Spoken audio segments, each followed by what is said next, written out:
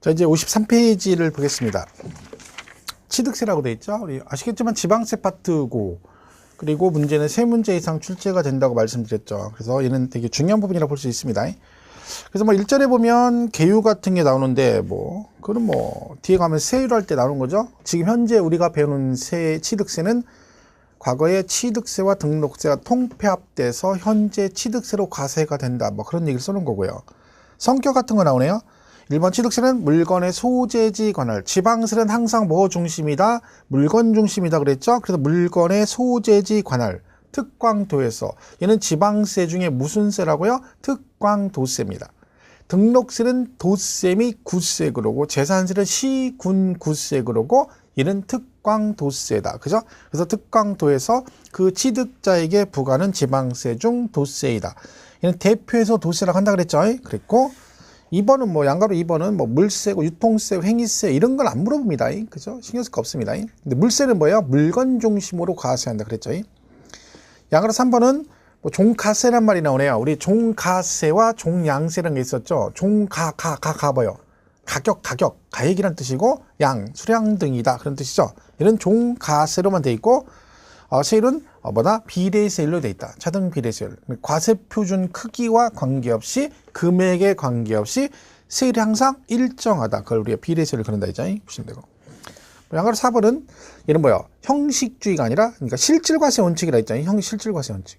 그러니까 얘는 거기 보면 취득세는 4번에 소유권 변동에 관한 법률상 형식적 요건인 등기 등록을 하지 아니한 경우라도, 그러니까 실제 등기를 안 했더라도 하면 실질적으로 사용 수익할 수 있는 처분할 수 있는 권리를 가지고 있으면 너도 납세 의무가 있고, 그 얘기는 둘 다 있다 했죠.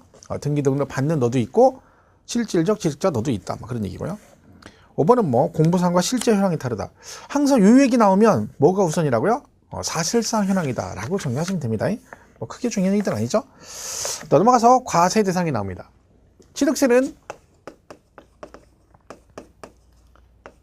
과세 대상이 이제 부동산이죠. 그러니까 토지 들어가고, 그 다음 뭐 있어요? 토지, 건축물 이렇게 들어간다 했죠. 그 다음 뭐 있어요? 차량, 기계 장비, 선박, 항공기, 그리고 뭐 있어요?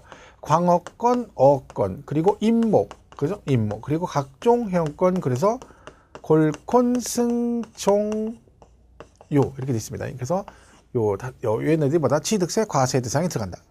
참고로 이제 등록세는 그러면 과세 대상이 뭐냐? 등록세는 과세 대상을 외울 필요 없다 했죠. 얘는 그냥 등기 등록 받는 것들은 전부 다 과세 대상에 들어갑니다. 그래서 얘는 나올 일 없고, 재산세 과세 대상은 토지하고 건축물, 얘는 들어가죠. 무조건 토지, 건축물, 그리고 주택, 선박, 항공기가 재산세 과세 대상에 들어갑니다. 그죠? 그래서 요건데, 재산세는 뭐가 중요하다 했어요? 과세 대상에 뭐가 중요하다? 요 개념이 중요하다 했죠? 얘는 일반 건물은 토지, 건축물을 따로따로 과세하는데, 그죠? 과세를 하는데, 재주택은 어떻게 한다? 재산세는 항상 이 건축물과 토지를 한꺼번에 합해서 세금을 계산한다. 그러니까 재산세는 항상 어떤 경우든 주택의 경우 토지, 건축물을 따로따로 과세하는 경우는 없다. 이게 제일 중요한 개념이라고 말씀드렸습니다. 그래서 재산세는 그 개념을 잘 기억을 해 주셔야 되고, 종합부동산세 대상은, 종부세 과세 대상은, 그죠? 이 재산세 중에 이걸 낸 사람이 종부세를 내기 때문에 종합부동산세 과세 대상은 무엇 중에 있다? 재산세 과세 대상 중에 있습니다. 해서 부동산세니까 토지하고 주택이 종부세 대상이 되는 거죠. 근데 이때 토지는 분리, 별도, 종합 세 가지가 있는데, 이 중에서 분리과세 대상은 종부세 대상이 아니고 별도 합산하고 종합 합산, 그리고 주택만 종부세 대상이 된다. 건축물은 종부세 안 내시고, 그리고 종부세는 이제 얘가 일정 금액 초과한다 했죠. 별도는 80억 초과, 종업은 5억을 초과, 주택은 6억을 초과했을 때 된다. 이런 것들이 이제 각 세목별로 과세 대상에 들어가는 것들이고요. 그 다음에 양도세 과세 대상은 큰 제목 일단 기억하시라겠죠. 토지, 건물, 부동산에 관한 권리, 기타 자산, 그리고 주식 등, 그리고 파생상품에서 이렇게 묶어서 간다는 걸 우리가 구분하시라 했죠. 그리고 나서 여기 부동산에 관한 권리 중에서 임차권 얘기 나면 등기된, 그죠? 등기된 부동산 임차권 이렇게 정리를 하셔야 되고, 그 다음에 영업권 나오면 단독 양도로 아니고 사업용 고정자산과 함께 양도하는 영업권 이렇게 정리를 하시면 되겠습니다. 그래서 각 세목별로 대상은 이런 식으로 되어 있다. 그죠? 이렇게 정리를 하시면 되겠죠. 재산세는 뭐 취득세는 대상이 54페이지부터 55페이지, 56페이지까지 돼 있죠? 57페이지. 그죠? 다 필요 없습니다. 읽지 말아 있죠? 58페이지까지 돼 있네. 그죠? 크게 신경 쓸 거 없습니다. 그냥 이렇게 가시면 돼요. 대상 이런 게 있다 정도만 보시면 됩니다. 그죠? 보시면 되고. 자, 59페이지 가서 3절에 취득의 개념과 범위가 나와요. 이거 뭐라 했어요? 자, 일단 얘네들을 취득세는요. 얘네들을 뭐 했을 때 내는 거예요?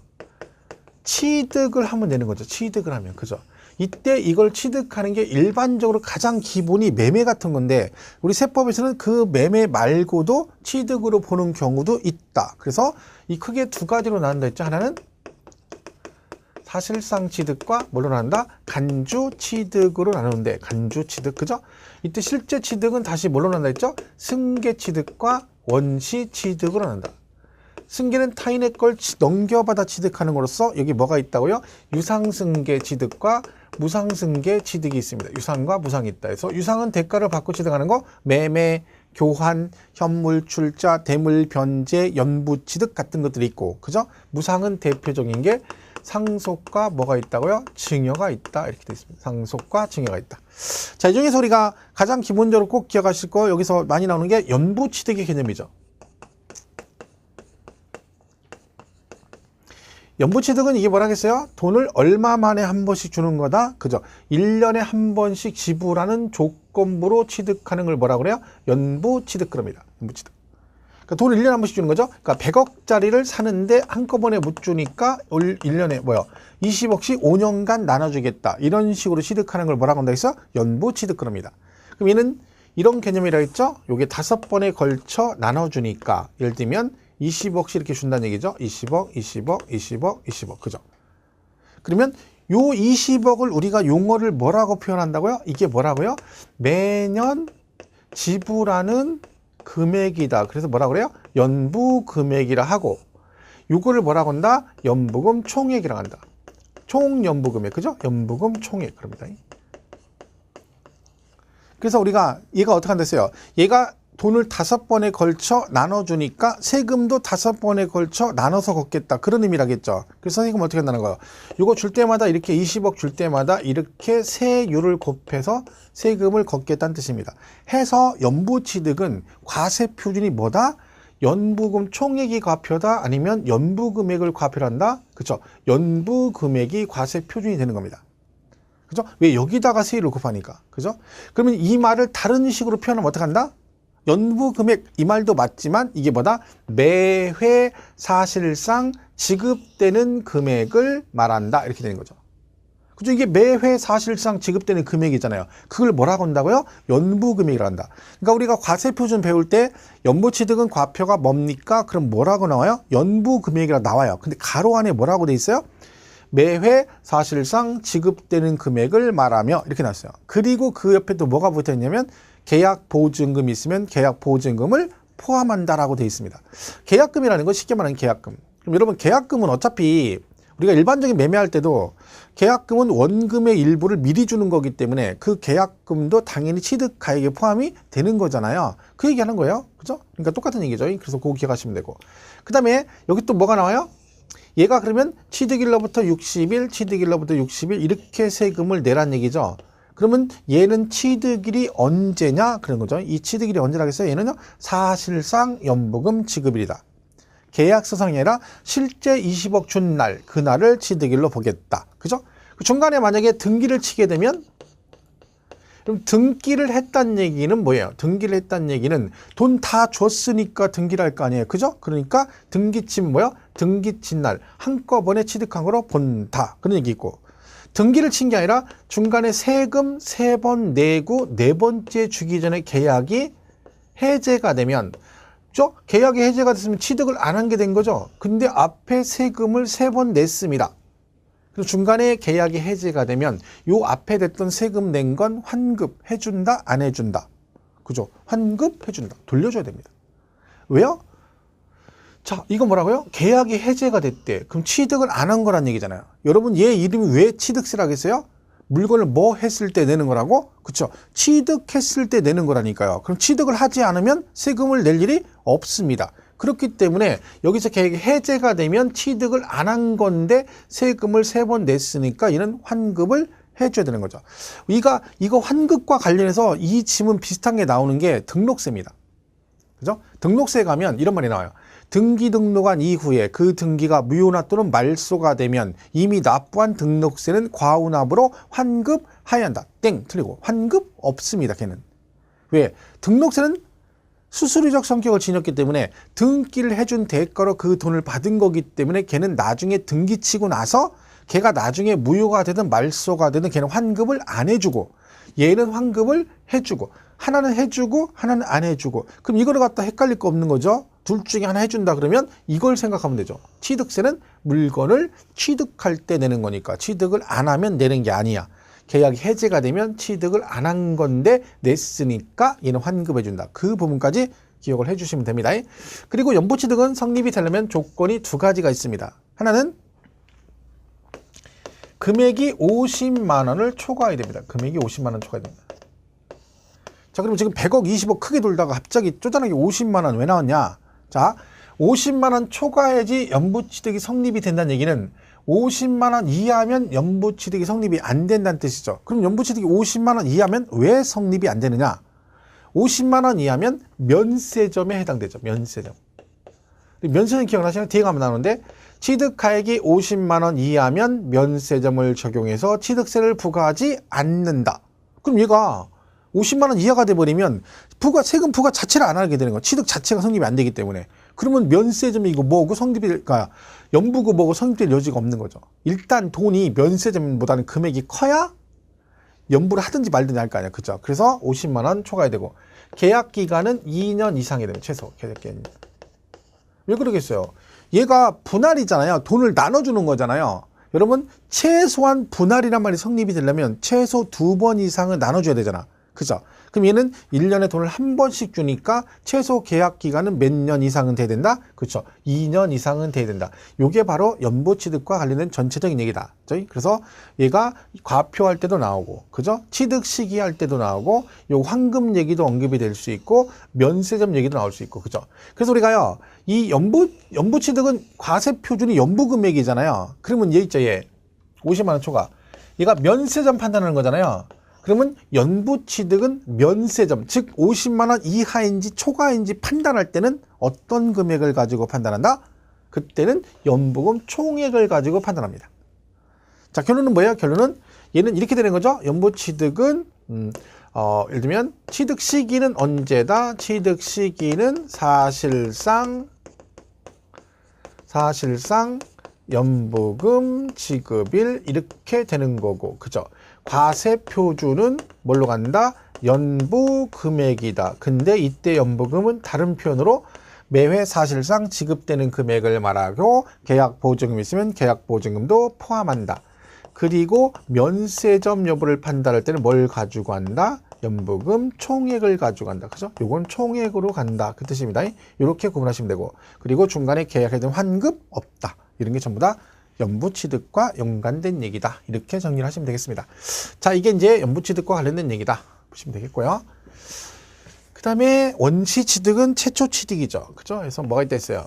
토지에 뭘 한다? 토지를 매립간척한다. 매립하거나 간척한다 그랬죠? 메꾸는 거죠, 메꾸는 거죠. 바다를 메꿔서 농지를 만들었다. 최초취득. 그죠? 서산간척지 대표주라 했죠? 새만금 이런 것들이고, 건축물을 건축하거나. 그죠? 그 다음에 뭐 있어요? 차량, 기계장비, 선박, 항공기를 제조하거나 조립하거나 건조하거나 이런 것들이죠. 그죠? 자, 얘네들은 이거 나오면 뭘 기억하시겠어요? 차량, 기계장비, 선박, 항공기, 제조, 조립, 건조. 이는 뭐다? 원시는 과세하지 않는다. 그렇죠? 과세하지 않는다. 원시 취득은 과세하지 않습니다. 그죠? 얘네들은. 그죠? 과세하지 않는다. 이렇게 돼 있죠. 그러니까 얘네들은 이제, 그 원시 취득할 때 과세를 해버리면 걔가 세금 낸 걸 그 부동산 가격 차값이 있는데 포함시켜 팔아버리기 때문에 소비자한테 전가가 되니까 의미가 없다. 그런 뜻이라겠죠. 그리고 광어권, 어권. 광어권, 어권을 최초로 등록하는 걸 뭐라고 했어요? 출원 그런다 했죠. 출원. 그죠? 최초 등록. 이것도 면제해 줍니다. 원시. 그죠? 그래서 이런 것들이 원시 취득에 들어간다. 자, 시험은 주로 어디서 나온다 했어요? 간주 취득이고, 작년 같은 경우도 과점주주 부분이 시험에 출제가 됐고, 얘는 어떤 식으로도 언급이 된다고 볼 수 있습니다. 그래서 이 종류를 잘 기억하셔야 돼요. 과점주주는. 아니, 간주 취득은. 자, 간주 취득 일단 토지에 뭐 한다고요? 지목을 변경한다. 토지 지목 변경. 그죠? 지목을 변경해. 그러니까 전을 뭘로 바꿔? 대로 바꿔. 그래서 지목을 변경해. 이런 거죠. 그지? 그러면 지목 변경은 뭐가 돼요? 가액이 증가가 될 수 있잖아요. 증가. 전답일 때하고 대일 때는 가격이 틀리죠. 그죠? 왜냐면 여러분, 전답은 농지니까 그다 건축행위가 불가능하죠. 그죠? 그러니까 그걸 뭘로 바꿔야 돼? 형질 변경해서 대로 바꿔야 된다. 지목을 대로. 그러니까 우리가 토지 가격을 그 결정하는 가장 기본적인 게 뭐냐면 건축행위가 가능한지 안 한지가 제일 기본입니다. 그러니까 바로 건축을 할 수 있는 게 가격이 비싼 거죠. 농지가 싼 이유가 뭐예요? 얘는 여기다 바로 지을 수가 없거든요. 여기다 건물 지으려면 어떻게 돼? 형질 변경해서 형질을 바꾼 다음에 그리고 허가를 받아가지고 건물을 지어야 되는데, 나대지 같은 경우는 바로 건축 허가 나면 바로 건물을 지을 수가 있습니다. 그러니까 우리가 땅을 살 때 그래가지고 여러분이 농지 같은 게 싸다고 그걸 사가지고 뭘 지으려고 그러는데, 이게 그건 좋은데 그렇게 지었다가 문제가 될 수 있습니다. 이게 왜냐면 이걸 사면 땅은 싼데 이걸 형질 변경하려면 전용비가 들어갑니다. 그죠? 농지 전용비를 내야 돼요. 그거 내야죠. 흙 갖다 깔아야죠. 그죠? 그럼 흙 갖다 까는데 돈 들어가죠? 거기다 건물 지어야지. 돈이 생각보다 많이 들어가는 거야. 그래서 얘가 싼 거야. 얘가 싼 거. 그죠? 그러니까 무조건 되는 거, 무조건 해서 그런 거 아닌 거죠. 그래서 요게 그래서 비싼 이유가 있는 거죠. 그죠? 그래서 지목을 변경해서 얘가 뭐가 됐어? 가액이 증가됐다. 그런 얘기죠. 가액 증가. 그러니까 우리가 이런 걸 살 때는 그 비용을 다 생각을 해봐야 됩니다. 그러니까 제일 많이 여러분 이제 하는 게 실수한 게 뭐냐면, 전원주택 같은 거 지은다고 조용한 데 산다고 해가지고요, 마을에서 좀 많이 떨어진 산속 깊은 데다가, 산속에 밑에다가 조용하게 산다고 거기다 땅을 사놨어요. 자, 그리고 이제 전원주택을 지으려고 그래요. 근데 이게 비용이 많이 들어갑니다. 왜? 일단요, 거리가 너무 많이 떨어졌으면 전기가 안 들어와요. 그죠? 그럼 전기 안 들어오면 어떻게 해? 그러면 그 마을의 마지막 전신주부터 이렇게 전기를 다시 깔아야 되잖아요. 근데 그거를 한전에서 공짜로 깔아주는 게 아닙니다. 그게 내가 이제 깊이 들어간 거기 때문에 거기서부터 일정 거리까지는 한전을 해주고 그 넘어가잖아요. 그 다음부터는 자비로 해야 돼요. 이게 돈이 생각보다 많이 듭니다. 물론 지금은 전화 같은 거 일반전화 안 쓰니까 모르지만, 전화 같은 거 깔 때 전화선도 일정 기간 지나면 메타당 얼마씩 추가로 비용을 내야 돼요. 그렇죠? 그럼 뭐요? 전기 안 들어오면, 전기 안 들어오고 전화 안 쓰면 되잖아. 핸드폰 쓰면 되고, 전기 안 들어오면 어떻게 하면 돼? 촛불 켜고 살면 되고, 그죠? 촛불 켜고 살고, 그 다음에 밥 먹을 땐 골로에다가, 옛날 골로 있죠? 그래서 석유 넣어가지고 밥을 해보면 되지. 그죠? 밤에는. 그럼 이게 문제가 뭐예요? 밤에. 무섭죠? 그죠? 밤마다 막 발을 휙 물고 막, 그죠? 그러면 남편은 칼퇴근해야 됩니다. 왜? 와이프가 혼자 못 살아, 무서워가지고. 그럼 이게 무슨 집이요? 기국산장이지, 완전히. 그죠? 이런 건 아닌 거죠. 그러니까 맞춰서 해야 됩니다. 그래서 얘는 중요한 게 가액이 증가돼. 그러면 이 증가된 만큼을 취득을 안 했는데 취득한 거로 본다. 그런 얘기를 했죠. 그리고 건축물을 개수하거나, 대수상 같은 거 했죠. 대수상가다. 차량, 기계 장비, 선박의 종류를 변경했다. 그죠? 종류 변경. 해서 얘들은 뭐가 돼야 된다고요? 가액이 증가가 돼야 됩니다. 증가되면 이만큼. 그래서 우리가 뒤에 가면 간주 취득은 과세 표준이 뭡니까? 그럼 뭐라고 나와요? 그로 인하여 뭐한 금액, 증가한 가액을 과세 표준으로 한다. 이렇게 나와요. 왜 그러겠어요? 이만큼을 취득으로 간주한다는 거예요. 그럼 과세를 얼마나 하겠다는 거야? 이 증가된 만큼만 과세를 한다는 얘기죠. 그러니까 당연히 과세 표준은 뭐가 되겠어요? 증가한 가액이 과표가 되겠죠. 그죠? 그리고 과점주주. 과점주주의 이렇게 된 거죠. 요게 이제 작년에도 출제가 됐었죠. 이 과점주주 부분이. 자, 이건 뭐라 했어요? 과점주주는 과점주주란 누구를 말한다? 비상장 법인의 주식을 몇 퍼센트, 50% 초과해서 가지고 있는 걸 말한다. 그죠? 이거는 뭐라 했어요? 이런 거라 했죠? A라는 법인을 설립하는데, 얘가 법인을 설립을 하면서 부동산을 10억 원어치를 취득했다. 그죠? 그러면 A 법인이 부동산을 샀으니까 얘가 세금을 내야 되는데, 갑이 그 법인 설립할 때 지분을 투자해서 주주가 되었는데 얘가 지분이 60%가 됐다 그런 얘기죠. 그럼 어떻게 되는 거예요? 그러면 이때는 그러면 얘가 갑은 이 부동산 산 거 아니라겠죠? 얘가 산 거잖아요, 이 법인이. 그런데 얘가 주식을 사가지고 무슨 주주가 됐어요? 과점 주주가 되었으니 어떻게 하겠다? 네가 이걸 산 건 아니지만 요 10억에 60% 지분만큼 취득으로 뭐 해서 간주해서 갑 너한테도 세금을 부과하겠다. 이게 간주 취득이겠죠. 그러면 갑은 60%인 10억에 60%인 6억만큼 세금을 내야 된다는 얘기죠. 자, 근데 중요한 얘기는 뭐라겠어요? 근데 얘는 과세한다 안 한다? 안 한다. 왜? 설립 당시 과점주주는 과세하지 않는다. 이게 제일 잘 나오는 질문이라 했죠. 과점주는 작년에 시험에 출제가 됐지만 이런 식으로 지문상에 언급될 여지가 충분히 있기 때문에 다시 숙지를 하셔야 됩니다. 그래서 설립할 당시 과점주주는 과세하지 않는다가 첫 번째고, 두 번째는 뭐라 하겠어요? 최초로 과점주주가 되면 얘가 40이었다가 60이 됐다. 그럼 처음으로 된 거죠? 그럼 최초가 되면 어떻게 한다? 그때는 전체 지분만큼을 취득으로 간주한다. 그랬고요. 세 번째는 재차 과점주주는 뭐다? 과점주주였다가 아니었다가 다시 되면, 그죠? 아니었다가 다시 됐다. 그런 얘기죠. 그럼 이때가 됐을 때는 이전의 과점주주 지분보다 뭐? 증가분. 그죠? 증가분만큼 취득한다. 몇 프로 증가했어요? 10%. 그죠? 그러면 얼마? 10%를 취득으로 간주하겠다. 증가 안 되면 과세 안 하겠다는 거죠. 그래서 이 세 가지를 기본적으로 기억을 하시면 되고요. 그럼 만약에요, 얘가 60% 최초 과점주였어요. 과세 안 했죠. 근데요, 여기 볼까요? 여기. 자, 얘가 60%를 과세한다 했죠? 그럼 만약 이 당시에 그 법인이 부동산을 10억 원어치를 취득했어요. 그죠? 그럼 얘가 60% 책임지니까 갑한테 세금이 얼마가 나온다는 거예요? 10억에 60%는 6억을 과세하겠다는 얘기죠? 자, 그래서 60%를 냈습니다. 그리고 한 달 있다가 이 법인이 또 부동산 10억짜리를 또 샀어요. 근데 갑은요, 이때 당시 지분이 여전히 몇 프로예요? 60%예요. 그럼 이때는 얘는 얼마를 취득으로 간주할까요? 이때는 납세 의무가 없습니다. 왜? 자, 얘가 10억 할 때 내가 60% 전체의 60%에서 과세를 했어요? 근데 얘가 추가로 샀는데 나는 지분 변동이 있어 없어? 없죠. 지분이 그대로잖아. 그때는 납세 의무가 없습니다. 얘가 무슨 해병대도 아니고 한 번 과점주주는 영원한 과점주주다. 네가 60%면 계속해서 60% 세금을 내라. 이건 아니라는 거지. 그러니까 얘가 추가 취득하도록 내가 뭐가 없으면, 지분 변동이 없으면 과세한다 안 한다? 안 한다. 그죠? 무조건 내는 건 아니다는 얘기죠. 자, 이런 것들이 우리가 과점주주에 관한 일반적인 얘기들입니다. 얘가 시험에 뭐 작년에 출제가 됐지만 일반적인 지문으로 나눈 경우도 있고, 그 다음에 옛날에 보면 이 지분 계산하는 게 몇 퍼센트를 취득으로 간주하니 그 지분 계산 문제도 나온 적이 있고요. 그 다음에 과세표준 구하는 것도 나온 적 있어요. 몇 퍼센트를 취득으로 간주하니 해가지고 그 계산하는 거 나온 적도 있습니다. 자, 그럼 예를 봐보세요. 얘가 지금 이때 10억을 샀어요. 근데 이때 10억이 예를 들면 토지 4억, 건축물 5억, 그 다음에 기숙사 TV 1억 이렇게 해서 10억짜리를 사서 이 법인이. 근데 얘가 그 당시 지분이 몇 프로예요? 60%예요. 60%. 그죠? 그럼 얘는 이거의 60%를 취득으로 간주하죠. 그럼 이때 과세 표준이 얼마일까요? 60%니까 얼마?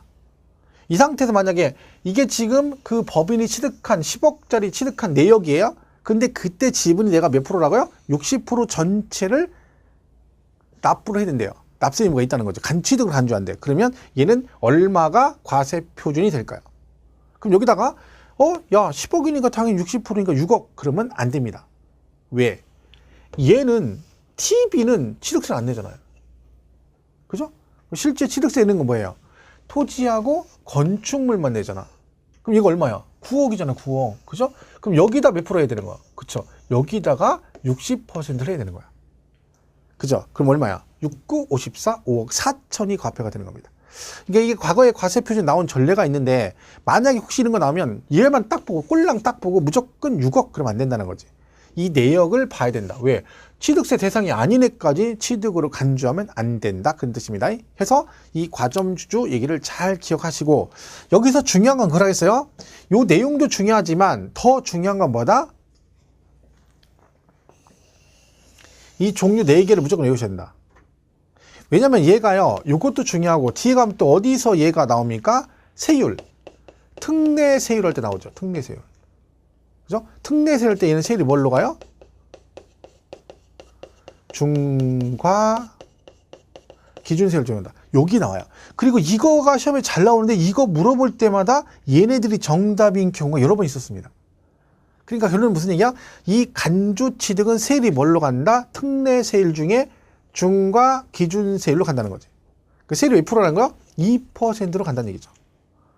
그러니까 여기서 이게 잘 나오는데 얘가 정답인 경우 여러 번 있기 때문에 이거 종류 무조건 외우셔야 되고, 그리고 또 어디서 나와요? 여기서 나와요. 중가산세를 적용하지 않는 경우에 얘가 나와요. 이것도 여러 번 나왔죠. 중가산세는 미등기 전매를 말하죠. 미등기 전매. 그럼 미등기 전매하면 산출세계 100분의 80을 가산해서 보통 징수한다라고 배웠죠. 근데 거기 가면 뭐가 나와요? 중가산세를 적용하지 않는 경우에 간주취득이 나와요. 그러면 여기서 이거 물어볼 때도 마찬가지로 이 내용을 모르면 얘를 못 푸는 거지. 그죠? 근데 여러분 중가산세는 미등기 전매잖아요. 그럼 얘는 미등기 전매가 될 수가 없는 거예요. 왜? 미등기 전매란 얘기는 등기를 해야 되는 애들이 등기를 안 하고 팔아먹었다는 얘기죠. 근데 여러분 얘네들은 소유권 변동이 있다 없다? 없어요. 지목만 바꾸는 거예요. 지목만. 내가 농지를 가지고 있다가 소유권은 그대로인데 지목만 대로 바뀌었어요. 그럼 미등기 전매가 되려면 소유권 변동 사유가 생겨야 되는데 난 소유권 변동이 없잖아요. 근데 어떻게 미등기 전매가 될 수 있어?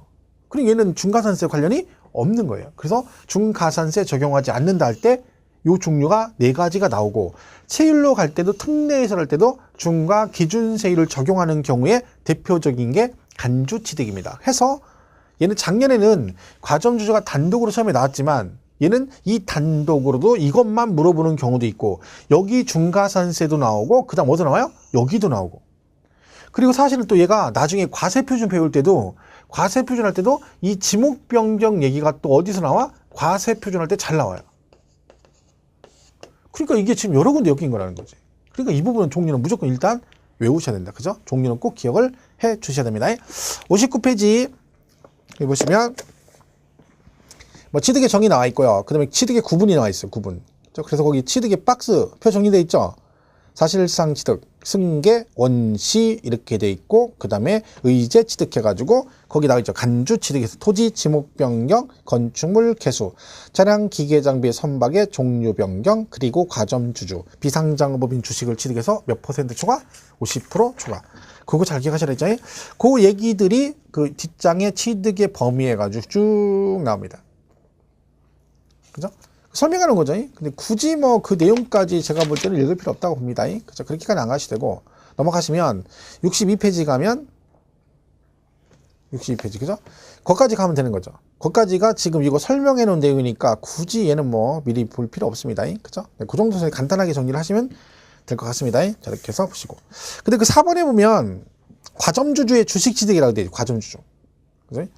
뭐 이거는 뭐 언급이 돼서 그냥 읽어볼게요. 법인의 주식 또는 지분을 취득함으로써 지방세 기본법에 따른 과점주주가 되었을 때는 그 과점주주가 해당 법인의 부동산 등을 취득한 것으로 본다. 근데 가로 안에 법인이 신탁법에 따라 신탁한 재산으로서 수탁자 명의로 등기 등록이 되어 있는 부동산 등을 포함한다. 이게 무슨 얘기냐면, 얘가 만약에 여기서 아까 보시면 보세요.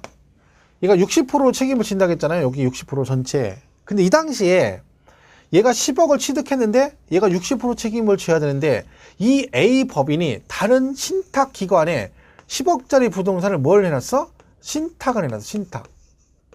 그래서 명의가 그 을이라는 신탁 기관 명의로 돼 있는 거죠. 근데 실제 주인은 얘잖아요. 그죠? 그런 경우에 얘가 60% 전체를 취득으로 간주할 때 요 10억뿐만 아니라 뭐 요 신탁 재산도 결국 얘네 거니까 이것도 같이 얘가 포함해서 전체 60% 취득한 거로 보겠다.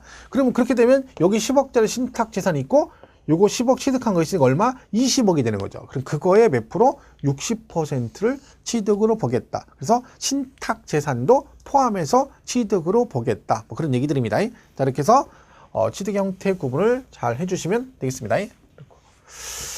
자, 그 다음에 이제 뭐 나와요? 납세 의무자가 나옵니다. 납세 의무자. 이거는 결국 우리 순서가 어떻게 된다 했어요. 우리가 배운 내용은 과세 대상 배우고 납세 그 요건 중에 과세 요건 중에 그 다음에 뭐가 나요? 이걸 누가 내니? 납세 의무자 이렇게 하는 거죠. 순서가. 그죠? 대상 그리고 납세 의무자 이렇게 갑니다. 그래서 납세 의무자는 뭐라고 돼 있어요? 오른쪽 63페이지 사실상 취득자. 그죠?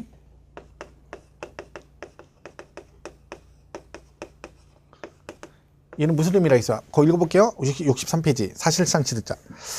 부동산 등의 취득은 관계법령에 따른 등기 등록 등을 하지 아니한 경우라도. 자, 그거 보세요. 얘는 뭐라고요? 등기 등록을 하지 아니한 경우라도. 이 말은 뭐라겠어요? 누구는 당연히 납세 의무가 있다겠어요? 등기 등록을 받는 자는 당연히 납세 의무가 있고, 네 앞으로 등기를 하지 않았어도 사실상 취득하면 각각 취득한 걸로 보고 해당 취득 물건의 소유자 또는 양수인을 각각 취득자란다. 결국 누구다? 형식적으로 등기를 받는 자도 납세 의무가 있고 실질적 취득자 둘 다 납세 의무가 있다. 다만 차량, 기계, 장비, 항공기 및 주문을 받아 건조하는 선박은 승계 취득인 경우에만 해당한다. 이거 우리 금방 했잖아요. 차량, 기계, 장비, 선박, 항공기는 원시 취득은 얘네들은 뭐라고요? 원시는 과세하지 않는다 그랬죠. 이걸 다른 말로 뭐라고 표현해요? 승계 취득에 한하여 과세한다 그런 얘기지. 원시를 과세한다는 건 기아 자동차에서 K7 한 대 조립할 때 기아 자동차한테는 세금 부과를 안 하겠다는 거야. 대신 걔네들이 우리한테 팔 때, 우리가 걔네한테 취득할 때 뭐 세금을 부과하겠다. 그래서 원시를 과세하지 않는다는 의미는 언제 하겠다는 거야? 승계 취득할 때 과세한다. 그런 뜻이 되는 거죠. 자, 이렇게 보시면 되고요. 자, 그 다음에 첫 번째 나오는 게 뭐예요? 주체구주부 취득자라고 되어 있습니다. 주체구주부 취득자. 그죠? 자, 주체구주부 취득자는 이거 우리 뭐 기초 강의 때 설명했지만 기본 강의 때 뭐 다른 거 별거 없습니다. 그냥 주체구주부 취득자 그랬으니까 뭐 이건 뭘 말한다? 건물주를 말한다. 건물주. 그죠? 건물주. 그러니까 요거는 뭐라고 이해하면 문제를 쉽게 풀 수 있다겠어요. 그냥 지문 읽다가 지문상에 주체구주부 어쩌고 나오잖아요. 그럼 무조건 그 주체구주부 취득자가 취득한 거를 본다. 그럼 맞고 아니다. 그럼 틀린 거예요. 예를 들면 읽어보세요. 1번에 주체구주부 취득자. 건축물 중 조작설비 그 밖의 부대설비에 속하는 부분으로서 그 주체구주부와 하나가 돼요. 자, 주체구주부란 말 나왔죠. 어차피 이 문제는요. 나오면 이 집은 그대로 나오거든요. 그러면 주체구주부 나오는 순간 다른 건 읽을 것도 없어요. 마지막에 뭐라고 나와야 정답이야. 주체구주부 취득자가 함께 취득한 걸 본다. 이게 맞다는 거지.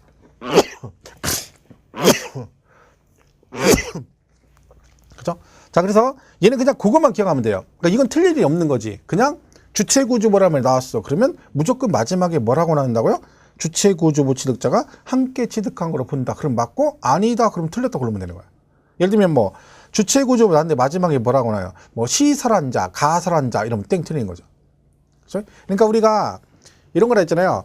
세금을 납세 의무자 같은 걸 정할 때는요. 법으로 정할 때는 뭘 생각하냐면 하자가 생겼을 때. 그죠? 나중에 문제가 생겨서 하자가 생겼을 때 누구한테 세금을 걷는 게 유리한가를 항상 생각을 합니다. 누구한테 세금 걷는 게 유리한지. 그죠? 근데 이런 거라 했잖아요. 이렇게. 그죠? 이렇게 해서 이게 갑건데 갑 건물인데 여기에 뭐가 들어와? 을이 들어와. 을이 세입자예요. 세입자. 그죠? 근데 얘가 누구 든다가? 은행이 든다. 은행. 자, 은행이 들어오게 되면 은행이 여기서 지점을 설치하게 되면 은행 설비할 때 제일 중요한 설비가 뭐라겠어요? 금고잖아요. 금고가 제일 중요하죠. 어떤 사람은 뭐라 그랬어? 어떤 사람은 뭐 세콤 경비가 중요하다. 보안이 중요하다. 어떤 사람은 뭐 번호표가 중요하다. 막 그런 얘기 한다 했잖아요. 번호표. 번호표 중요하다 했잖아요. 번호표. 왜? 번호표 없으면 골치 아프죠. 그죠? 번호표 없어봐. 은행 가서 여러분 공과금 못 냅니다. 세금 내는 게 문제가 아니야. 내 앞에 누가 몇 명 왔고 내 뒤로 누구 왔는지 순서를 그걸 외워야 되거든. 그죠? 그러니까 번호표 중요하죠. 하지만 얘가 중요하지. 그럼 이 금고는 얘가 산 거잖아요. 실제적 취득자. 그죠? 근데 법적인 납세 의무자는 누구라는 겨? 얘란 얘기지. 왜요? 얘한테 납세 의무자라고 정해버리면 얘가 어떤 데서 충격받아가지고 나한테 세금 내라고? 나 못 내. 그래가지고 지리산 들어가서 반달곰하고 고스톱치고 있는 거야. 못 찾죠. 그러니까 얘로 하는 거야. 왜? 얘한테 해놓으면 얘가 도망을 가더라도 여기에 얘는 건물 주니까 얘가 체납을 하게 되면 여기다 압류를 할 수 있잖아요. 그래서 채권 해석 유리하다 그랬잖아. 그래서 얘로 간다. 그래서 얘를 뭐라고 한다고요? 주체구조부 취득자. 해서 제가 말씀드렸죠. 요거는 그러니까 이런 식으로 나오면 다 누굴 찍으면 돼요? 건물주를 찍으면 돼요. 자, 비슷한 얘기가 뭐가 있어요? 요거 비슷한 얘기가. 갑이 집주인인데 얘가 소유자인데 을이 그 집을 별장으로 썼어요.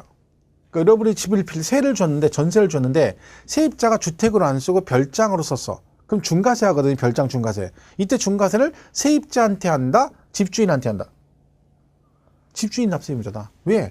똑같잖아요. 세입자한테 중과세 보니 얘가 또 잠수 타가지고 아까 얘랑 같이 가서 반달곰을 셋이 고스톱 치고 있는 거야. 못 찾죠. 그러니까 누구를 임대인을 납세 의무자를 한다. 똑같은 개념입니다. 또 뭐가 있냐면 뒤에 넘어가면 이런 것도 나와요. 과밀억제권역에서 공장을 신증설하게 되면 이거 그러니까 이거 중과세 되거든요. 근데 그 지문에 어떤 게 있냐면 이 공장의 소유자와 공장을 신증설한 자가 서로 다르대. 그럼 소유자 따로 있고 신증설한 자 따로 있다는 거죠. 서로 다르다. 그럼 누구를 납세 의무자를 한다? 마찬가지로 소유자를 납세 의무자를 하겠다. 다 같은 개념이다. 그렇죠? 그런 개념으로 이해를 해주시면 됩니다. 그래서 주체구조비특자 나오면 이건 뭐 틀릴 일이 없고요. 자, 상속받으면 세금 누가 낸다고요? 상속인과 피상속인 중 누가 돌아가신 분이라 했어요? 피 흘리고 돌아가신 분, 그분은 돌아가셨기 때문에 세금 낼 수 없다. 누가 내야 된다? 상속인이 낸다. 그런 얘기죠. 상속인이 낸다. 근데 거기 보면 마지막 줄에 보면 이 경우 공유물 등의 상속인에게는 연대 납세 의무가 있다. 그랬죠? 그러니까 공동 상속받으면 그 세금 전액에 대해서 뭐가 있다? 연대 납세 의무가 있다. 그런 얘기죠. 연대 납세 의무 뜻이 뭐예요? 그 세금 전액에 대해서 동등한 책임을 진다. 동등한 책임을 진다. 갑을병, 그죠? 이렇게 되는데 얘가 공동 상속을 받았다. 세금은 각자 냅니다. 각자 자기 지분대로 내는 거예요. 근데 세금이 1억 2천인데 얘가 지분이 똑같다? 그러면 4천, 4천, 4천 이렇게 내시면 돼요. 근데 이 세금 1억 2천에 대해서 얘네들은 뭐가 있다고요? 연대 납세 의무가 있다. 이건 무슨 뜻이다? 갑도 1억 2천, 을도 1억 2천, 병도 1억 2천 전액에 대해서 법적으로는 동등한 책임을 진다. 그걸 뭐라고 한다고요? 연대 납세 의무다. 어쨌든 상속이 내는 거죠. 3번 주택조합의 조합원. 이거 뭐라 그랬어요? 얘는 지문에 나와 있다겠죠. 문제가. 답이 주택법에 따른 주택조합과 정비법에 따른 재건축조합이 누구 용으로? 해당 조합원 용으로. 누구 거래요? 조합원 거래잖아. 그럼 세금은 누가 내야 돼? 조합원이 취득한 거로 당연한 얘기잖아. 이걸 틀리면 안 되죠. 근데 시험에 뭐라고 나와요? 해당 조합원 용으로 취득하는 것은 주택조합이 취득한 거로 본다. 땡, 틀리죠. 대놓고 조합원 거라고 있잖아. 그러니까 조합원이 내야 되는 거지. 그죠? 다만 조합원에게 기속되지 아니하는 부동산은 제외한다. 부동산 조합원 거 아닌 건 당연히 누가 냈어요? 그건 조합이 내겠지. 그거는. 그죠? 내가. 자, 그런 건 뭐 여기까지는 뭐 크게 뭐 틀릴 게 없죠. 답이 나와 있는데 설마 이걸 틀리진 않겠죠? 넘어가면 4번 시설 대여업자. 거기 보면 여신 전문 금융업법에 따른 시설 대여업자가 건설 기계나 차량의 시설 대여를 하는 경우로서 대여시설 이용자의 명의로 등록하는 경우라도 그 건설 기계나 차량은 시설 대여업자가 취득한 거로 본다. 그러니까 제가 만약에 중장비 대여업을 하려고 그래요. 그죠? 포크레인을 갖다 10대 사가지고 대여하려고 그래. 근데 제가 10대를 사가지고 대여하려고 깨끗이 닦아가지고 대여하려고 딱 했더니 아무도 대여를 안 해가. 그럼 큰일 나잖아요. 그죠? 실컷 샀는데 비싼 주고 샀는데. 그래서 뭐래? 일단 이렇게 해요. 야, 내가 중장비 대여업을 할 거거든? 근데 10대를 할 거야. 그러면 혹시 내가 사가지고 대여하면 그 대여 받을 사람 손 들어봐. 그때 10명 흔들었어. 알았어. 그러면 니네가 대여 받아? 그럼 내가 대여업자인 제가 10대를 사가지고 대여를 해주죠. 그때 명의를, 포크레인 명의를 대여업자인 제 명의로 해가지고 대여를 해주는 경우도 있고 아니면 그 대여 받는 사람 앞으로 명의를 해가지고 대여할 수도 있다는 얘기지. 중요한 건 뭐다? 명의가 누구 앞으로 돼 있건 이걸 실제로 취득한 건 누구다? 그렇죠. 대여업자인 제가 취득한 거잖아요. 그러니까 세금보다 명의와 관계없이 누가 내라? 대여업자, 네가 내라. 그런 얘기죠. 4번 그 얘기고. 5번은 볼 거 없습니다. 뭐 집 차주는 거니까 뭐 신경 쓸 거고. 7번 수입하는 자. 외국인 소유의 취득세 과세 물건을 직접 사용하거나. 그러니까 얘가 외국인 거예요. 근데 그걸 사오는 게 아니라 그 외국인 소유인데 내가 뭐 하려고 본인이 사용하거나 대여할 목적으로 임차하여 수입한대. 그러니까 빌려오는 거죠. 쉽게 말하면. 그죠? 렌트를 해오는 거야. 그죠? 근데 중요한 건 수입업자인 제가 직접 사용하거나 대여할 목적으로 수입업자가 수입을 해온 거니까 임차하여 수입하는 경우에도 취득세는 누가 내야 된다? 당연히 수입하는 자가 납세 의무자가 된다. 뭐 그런 얘기네요. 8번은 배우자 등으로부터 취득이라고 되어 있죠. 여러분 이거 나오면 뭐라 했어? 우리 무조건 세법에서 배우자 이거 나왔다. 무조건 뭘로 봐? 증여로 본다 했죠. 자, 식구끼리는 무조건 뭘로 본다? 증여로 본다. 증여. 그러니까 이 왼수지간들이 했죠. 부부지간에 거래를 하거나 부모 자식 간에 거래했다. 그죠? 그러면 뭘로 본다고요? 증여한 걸로 보겠다는 거죠. 공짜로 주고받은 걸로 보겠다. 왜? 식구끼리는 그 돈이 그 돈이다. 즉 무슨 표현이에요? 주머니 돈이 쌈쥐 돈이다. 그런 의미라죠. 그죠? 주머니 돈이 쌈쥐 돈이다. 이게 원래 무슨 표현이에요? 우리가 부부니까 식구니까 네 돈 내 돈 가리지 말고 그냥 같이 편히 쓰자. 그런 좋은 취지인데 그걸 이제 우리는 남자들은 순진해가지고 그런 의미로 이해를 하고 돈을 같이 쓰는데 여자들 의미는 뭐라겠어요? 내 돈은 원래 내 돈이고 네 돈도 내 돈이다. 그런 뜻이죠. 그래서 거리는 속으면 안 돼요. 그게 속아가지고 비상금 툭 털어버리면 남편은 거지 되는 거예요. 그동안 달달 모은 거, 근근히 모은 거 와이프한테 다 뜯기는 거죠. 절대 속아놓으면 안 됩니다. 그렇죠? 그래서 와이프는 내 돈은 원래 내 돈이고 네 돈도 내 돈이다. 이런 의미다. 그래서 비상금은 철저히 관리를 해야 됩니다. 그렇죠? 옛날에 어떤 분이 비상금 근근히 모아가 1년 동안 죽으라고 모아가지고 그죠? 그걸 갖다가 그 차 다시방 있죠? 거기다가 이렇게 딱 넣어놨다는 거예요. 잠깐. 그렇고서 그건 옮기려고 했는데 다음날 차를 탁 탔더니 차가 없는, 돈 옮기려고 봤더니 돈이 없어진 거야. 누가 가져갔어? 딱 한 명이죠. 와이프 가져간 거야. 그죠? 하필 그때 그걸 해가지고 가져간 거죠. 귀신같이 가져간 거지. 그 남편은 중요한 거 말도 못하는 거예요. 왜? 몰래 한 거라. 비자금 만든 거라.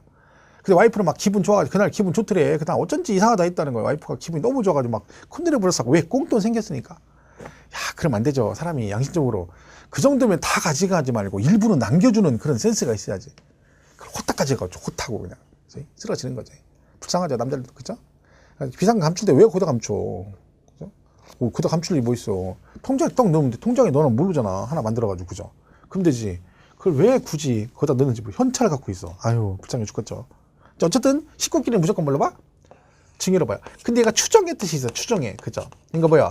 얘는 증여, 즉 무상으로 보는데 입증하면 뭘로 본다? 유상승계 취득으로 볼 수도 있다는 뜻입니다. 자, 그 얘기가 그거예요. 보세요. 8번. 배우자 등으로부터 취득.